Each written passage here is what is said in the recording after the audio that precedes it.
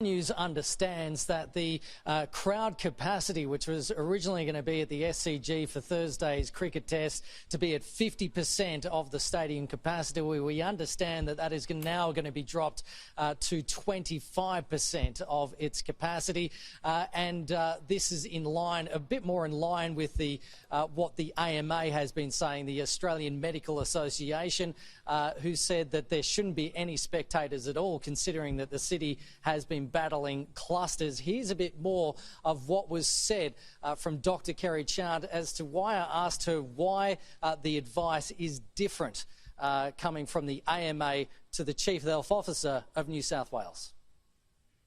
Been 2 cases overnight. One, a gentleman in his 40s who visited the BWS Barala on the 24th of December. And another case, a female in her 40s who also has some association with the BWS and the Woolworths at Barala, but those investigations are ongoing. Apologies, that was talking about the 2 new cases which have been linked to the Barala cluster in southwest Sydney. Now that is at 15 cases. It's 2 cases that came in after the 24-hour reporting period to 8 p.m. last night, where there was 0 cases reported. There's thousands of people currently in isolation, and that particular cluster can be linked back to a breach in hotel quarantine, the 4th breach out of Sydney's hotel quarantine program. It's a transport worker, a patient transport worker, transporting infected people from the airport to hotel quarantine, and then that person, a close contact of that transport worker, became infected, who then went to the BWS liquor store in Barala.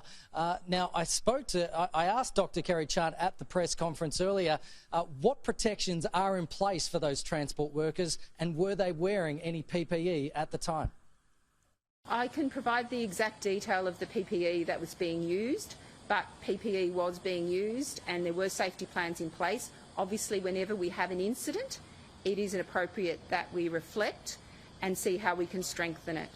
But it is important to know that the risk overseas has certainly been increasing, and we have seen more returning travellers test positive in recent times. But there certainly has been a lot of pushback over having spectators at the Sydney cricket ground for this cricket test, which is kicking off on Thursday, including the opposition leader Jodie McKay, who has been adamant that there shouldn't be any spectators. Here's more from Dr. Kerry Chant on that. Why would your health advice be different to the AMA's? Look, I'd be happy to brief the AMA on the circumstances around the Sydney test and our thinking. We are concerned about the Barala cluster in particular, and putting in a range of strategies. But we will continue to reassess and provide the best public health advice. But can I just say that anyone who is attending that match, the same message. We can't be sure that no one is going to attend the SCG, but what we're trying to do in our public health strategy is making sure that you don't have a super spreading event.